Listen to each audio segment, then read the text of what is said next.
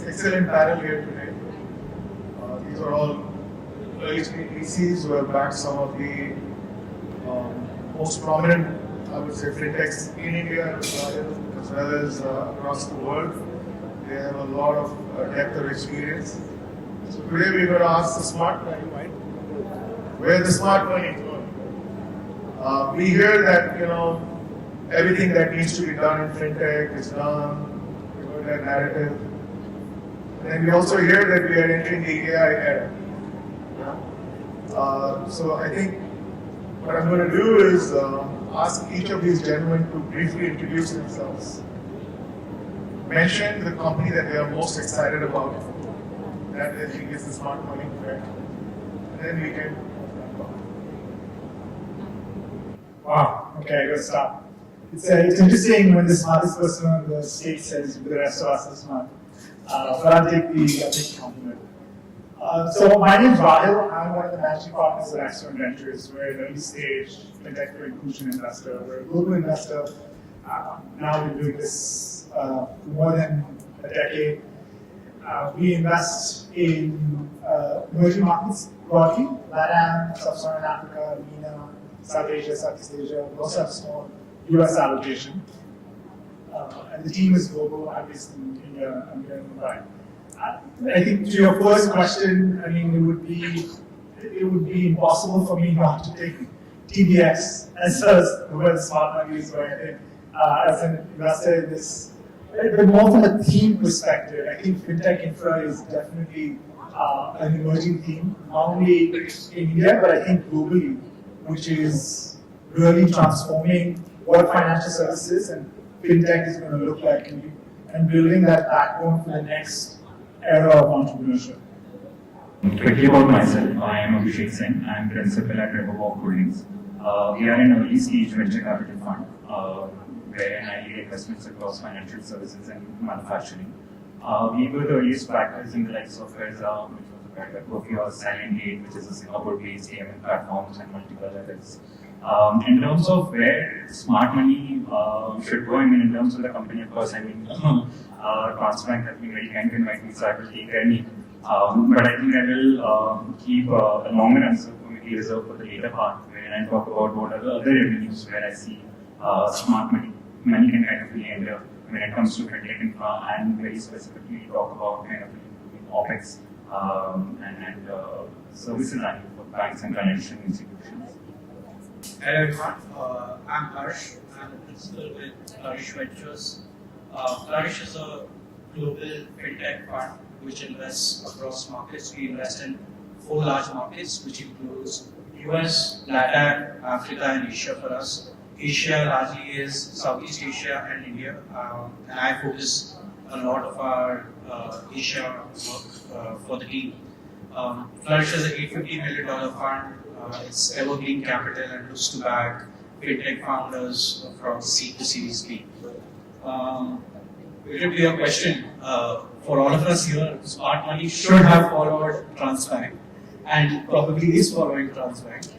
But I think globally there are very exciting themes which we as Flourish are very excited about. Infra, more specifically, is one theme which we see cut across multiple sub-verticals. Banking from the retail side, where we have a portfolio company in M2P, transaction banking side. There's a lot which is happening on the fraud side. There are payment infrastructure deals which are being reimagined. So infra generally as a theme is very, very exciting. But in addition to that, there are very India-specific themes like wealth and others which we can talk about as we move along. So I'm going to start with a controversial statement that upset a lot of the Indian internet cognizantly. India is an AI user. India is an AI user because we haven't put a few $1 trillion into GPUs and we don't have our own model. We missed the hardware boat and the LLM boat. Right. So from the lens of fintech, how do you see India adopting AI? I know the panel before that spoke about it. Do you think that we are going to be at the mercy of some global players, or we can take the applied layer and make it our own? Take a stab at that. So I do think when you think of this AI stack, I think data centers is a part of the stack which India is definitely going to be a big player. I think there's a lot of opportunity there. It's not a space that I invest in or we invest in, but I think it is a foundational layer where India can be a big role. I think there's a question of water scarcity, energy, we have a good grid. I think we can invest in that. Data centers is a space that we can differentiate ourselves in.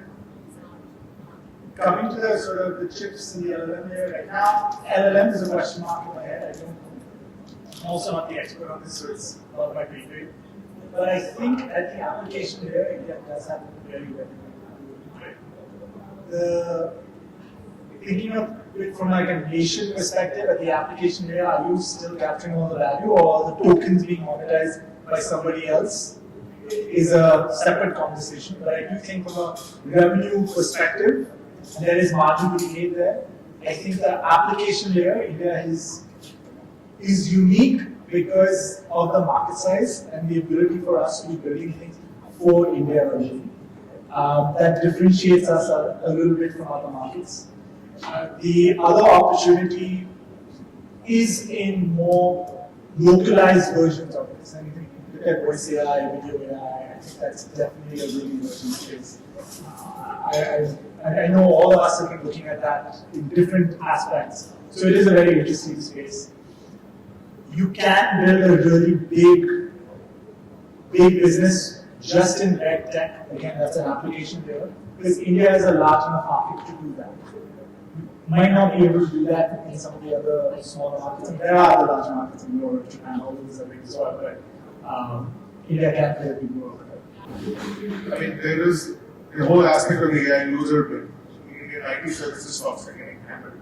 What is defensible? Do you think financial services fintech is defensible in the era of AI? It's $1 billion question. Right. So, and all of us are wrestling with this today. I think financial services is a bit different because it's a lot more nuanced, right? And by that, what I mean is financial services, firstly, is regulated, right? So you are a licensed company, which is not getting disrupted right there. You need to eventually hold a license, right? You are answerable to a regulator. So you need to have auditable processes which are there, and evidence-based processes which have to be there in place. There is more specific workflows which you need to follow, which are more attuned to the sector and the country that you are operating in, right? And then there are customers at the end of the day who you are more responsible towards. Right? So what I'm trying to say is that it's not that financial services as a sector is getting disrupted overnight, where banks will stop existing and NBFCs will stop existing and all the workflows will disappear. But are there opportunities to automate workflows within each of these? Absolutely. And will those get AI enabled? Absolutely. So there will be a transformation which will happen in the way these organizations exist and operate. But are they disappearing tomorrow? Unlikely. When you look at the overall semi-con sort of stack, right, or AI stack, it starts with your semi-connected. And there are two types of it, which is your software, which is fabless side of things, wherein it's largely about designing, and then there is harder side of it, which is your fabs, for example, TSMC, etc. And on top of that, you have infra, which is again sort of when it comes to the software element of it, which is your infra solutions, which allows you to deploy sort of elements, etc. And then on the other end, you have hardware side of it, which is data centers and all, which Rahil talked about. And of course, LLM, infra solutions, and then application layer, which comes on top of it. I think how to look about it is that a few of these plays require a lot of heavy upfront capex or investments. Now, the real question is, I mean, for a new venture to kind of really set it up or to kind of really do that, is there enough venture capital pool available which is so large and risk averse to kind of really bet on that today? I think my answer to that is very modestly no. And as a result of that, I mean, we have very limited activity which has happened on the LLM side, etc. Similarly, on the FAMS side, FAMS also is largely being driven by the conglomerates or legacy player. But when it comes to the design element of it, when you think about fabless, a lot of new age companies are coming in which are doing great work. I think Netra Singh recently gave out their first AI SoC chips. When it comes to LLM, I think Servam, smallest .ai, etc. Multiple good companies are trying to do good work. And I think the microservice and smallest AI. And then I mean when you go above, when it comes to application layer, again I mean a lot of activity on the application side again which is coming in. Infra is much of a global problem or a problem statement, so not much of activity there. So again, coming back to only these two pieces, which is your LLM stack as well as application layer. In addition to what Harsh already mentioned, I think what separates India versus other geographies is the price point that we operate at and the nuances of the country. For example, you talked about fraud. The kind of frauds which happens in India, I mean, for example, etc., is very different from what happens in the US, etc. And those workflows for most of the global companies are built around US requirements / EU requirements versus what is the problem statement in India is very, very different. Right? I mean, so you solve for those very specific workflows. That is first. Second is the price point. India, given that it's such a cheap labor country, and I mean AI, at the end of the day, you compare it with if I were to put a human here, will it do a work at a cheaper rate, equal quality versus AI? I think why Servam or other players might have a right to win is just for the pricing piece, right? I mean, because are you able to achieve that particular price point? A lot of fintech infra companies which came to India have moved out because they were not able to meet the price point that Indian banks were willing to pay. So I think India's competency or ability of players to win comes through solving for very domestic first workflows, which is not the focus of the larger players because India inherently is a smaller fintech infra market versus US, and second is solving for the price point and achieving that while building a very strong unit economics business. So if you are able to solve for those pieces, of course there are opportunities, across service section, compliance part, infra side, so on and so forth. It's a question of defensibility, right? So at least, and this is an evolving thesis, I don't think I have an answer to this question, right? We think of two places where there's defensibility. One is GTM and data. I continue to strongly believe that GTM is a very defensible, especially in regulated businesses like financial services. Like we've all invested in enterprise sales businesses and we've seen how trust-based form enterprise cycles, that's not going away anytime soon. I think the question of data, I've gone in with this belief that data is a defensible mode because what you use to train, to me that now is a question because we're now seeing Claude able to develop things with their newer models, and compete with Harvey. Harvey was very specifically for legal, but now we're seeing Claude general models also be good enough at that same level. So again, that's a question mark in my mind. Can you build that defensibility with data alone? I'm not sure, but I think on GTM for sure you can build some defensibility, which even somebody like a generalist LLM will not be able to get in. They have to partner with someone to get in and that's the value you can have. What's the margin you make on that is a different conversation, but there is defensibility. India is taking an OPEX view to AI versus the US, which is going to spend $8 trillion. They can afford it, we can't. So we're going to be on a more of a pay-as-you-go model, right? And as Abhishek said that we are going to figure out our unit economics. On the defensibility, my sense is if you keep investing in fintech infrastructure, so let's look at TransBnk as an example. So TBX is the connective tissue between 62 banks and hundreds of businesses, including financial services businesses and corporates very soon. So the more agentic transactions get, the more these pipes will be used, right? Will the banks open up to any random agent who shows up? Absolutely not, right? So there has to be some authorization. So my sense is, if you own the pipes today, you will see a parabolic increase in transactions, right? That's broadly one way. And as you mentioned, from the regulated side. Now there is a lot of buzz in the valley. You can even see the stock market move in that basis. The money is moving towards inference because they are saying everything is going to be agentic. I'm closing a round in a company which promises to run a housing finance company with 4 people. Why 4? Because RBI needs 4 people. Otherwise, it can be run by fully agentic, from buying the lead at Google to disbursing the money. Do you think the future of finance is fully agentic or semi-agentic? What are your thoughts?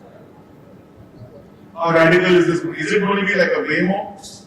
Runs on its own, you point it in different directions? There are two ways to look at it. One, this is how I look at it from most of the investments that I make.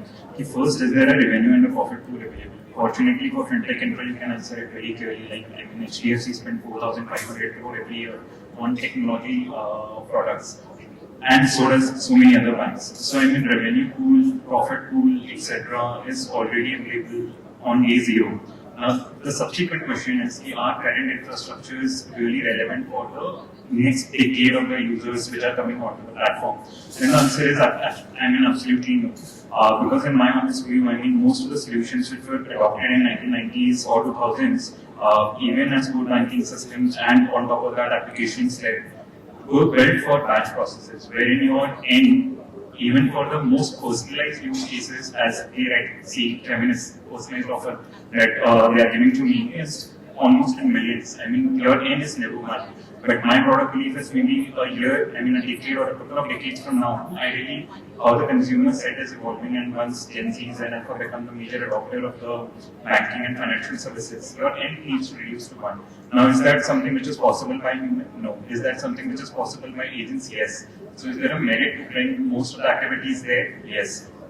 So that's on the first piece, that I mean, there is merit. Second, does it improve anything for the bank? Because unless it does, there is no reason. So I mean, I think Bajaj Finance has been a case study there. I think 15 months back, they started with identifying 112 ways to embed AI agents in their workflows. 83, 85 they have, I think, already onboarded. In 15 months, their OPEX to net income has reduced by what I think 80, and I mean, if I'm not mistaken, 100 odd reps, which is great. I mean, it shows that our OPEX or operational efficiency could be improved by using or adopting AI, which is great, and one of the key KPIs for most of the financial institutions, given the margin structure that they operate in. Second is the service section, right? I mean, first KPI is the cost, which we just cater, I mean, what gets solved for. Market we have established as great. Second is the services angle. Your consumer would want extreme personalization. You need to go to n equal to 1, for which you need agents renew or revise or sort of reassess how the core banking system should be. Maybe in a decade's time, we will see a huge migration from monolith existing CBS to new modular, new age modular CBS as well, and on top of that, newer set of application is coming in.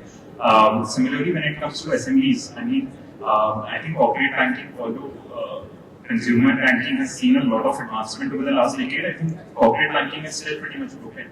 It takes multiple KYC from onboarding to kind of transacting or going for the next product to even doing the transaction.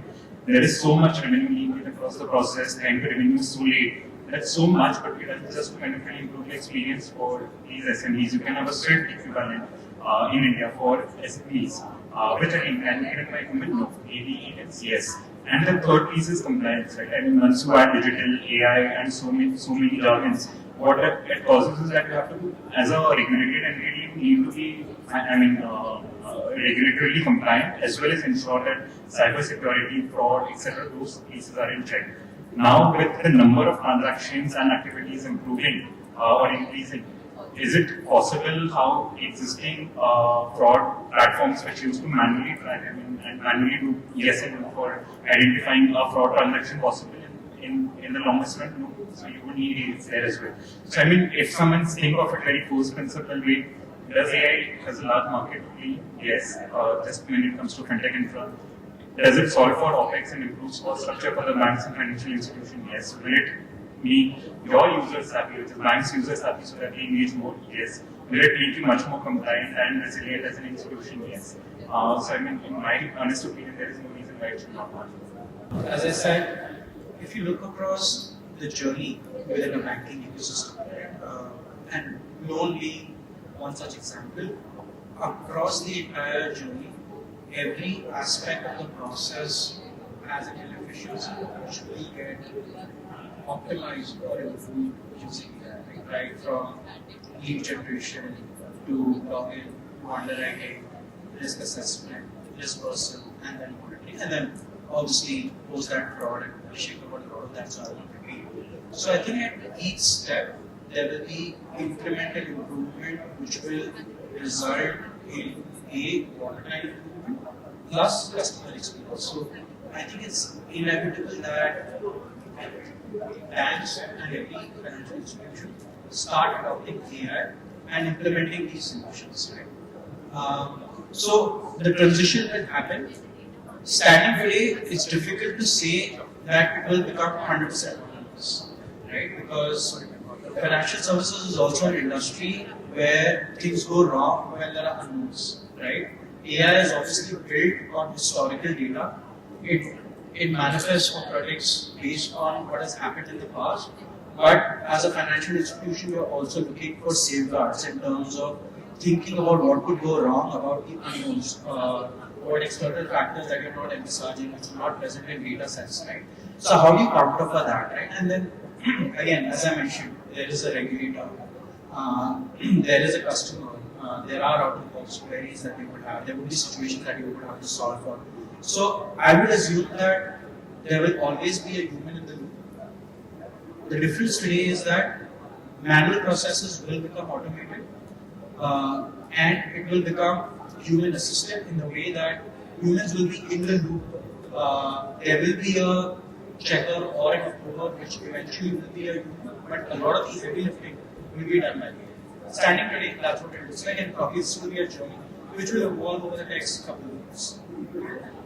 We're only limited by imagination, right? So possibility exists for sure. And I would maybe reframe the question, which is whether it's 4 people. I think, as opposed to the absolute number, I think what's the trend? You could be doing a 4,000 crore AUM with 40 people, as opposed to 400 people. So what is that trend? Now, I think it's trending in that direction. Whether it's 4 or 40 is immaterial. I think the operating efficiencies are there. I think the second thing I would say, like we're just looking from an absolute perspective, at least as an investor, there are certain reality that we're working, like there is key man risk, there's a hit by bus risk. Would I invest in a business that has 4 people, that's 4,000, 10,000 crores, knowing that there's no second in line? There's an element of the world that we live in that I can't imagine right now. Maybe 10 years from now, I'm so confident that I don't need that second line. There is no next person. From an IPO perspective, you can actually go with one person and say, yes, the markets will accept it, the regulator will accept it. I think there's a lot of shift that has to happen in human behavior for that acceptance to happen. The possibility in the direction it's going is definitely there.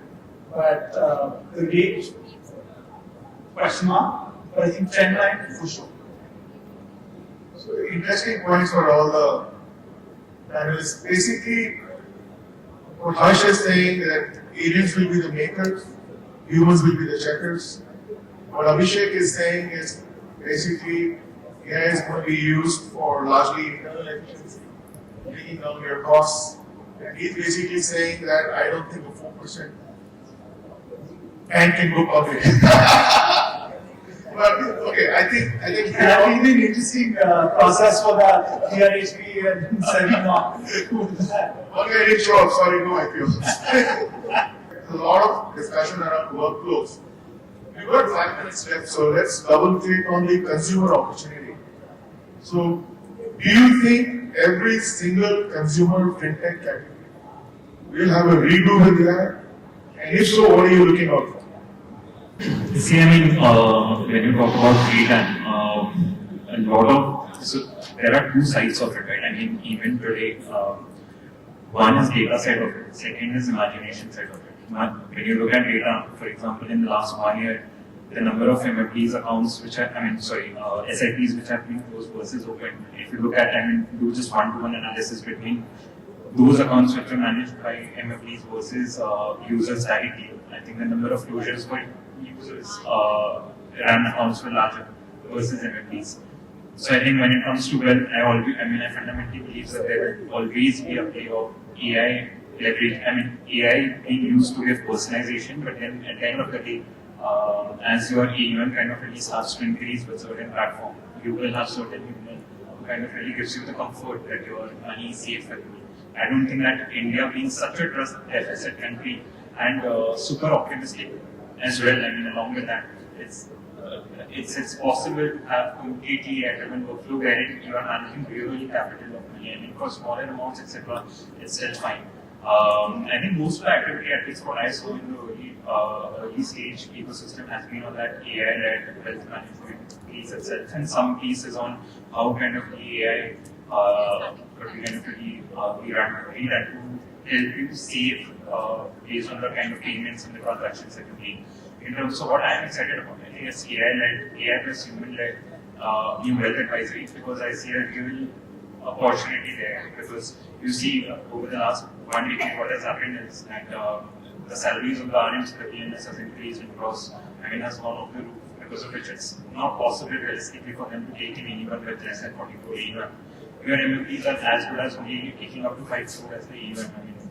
Beyond that they cannot. So where will a person with 5 crore to 40 crore AUM will go? And that is not something which is possible for PMS to operate with their cost structure, and not possible for MLP given their competency. So you need AI plus human-led person coming in there, solving for the specific segment of customer, giving them the personalized recommendation, but also human element kind of really help. I think consumer experiences for the fintech applications will get disrupted, and there will be a new wave of apps which will come up, which will be more AI enabled and will give that agentic experience. In that, personally for me, personal finance management, which is a subset within that, is very, very exciting. And in that, India is very unique because of the overall account aggregator ecosystem that we have, right? That very uniquely positions us in a very sweet spot, right? Because what were we restricted by earlier? An Indian male of 35 years of age, which earns say 10 lakh rupees, was categorized as a bucket, and there was no personalization which was possible. And there was like one size fit all product which was applied to that person. And to the point that Abhishek mentioned, because of that AUM, an RM could not be assigned to that person because the cost to serve did not justify having an RM on that person. Now, firstly, with an account aggregator, a complete profile of an individual can be created, which is unique to him or her. And then using AI, you can work this over thousands or 10,000 and lakhs of profiles to provide them personalized advice. And this could span a variety of things, right? Right from, am I on the most efficient home loan? Is there an opportunity for me to reduce my interest rate by doing a balance transfer? That is one.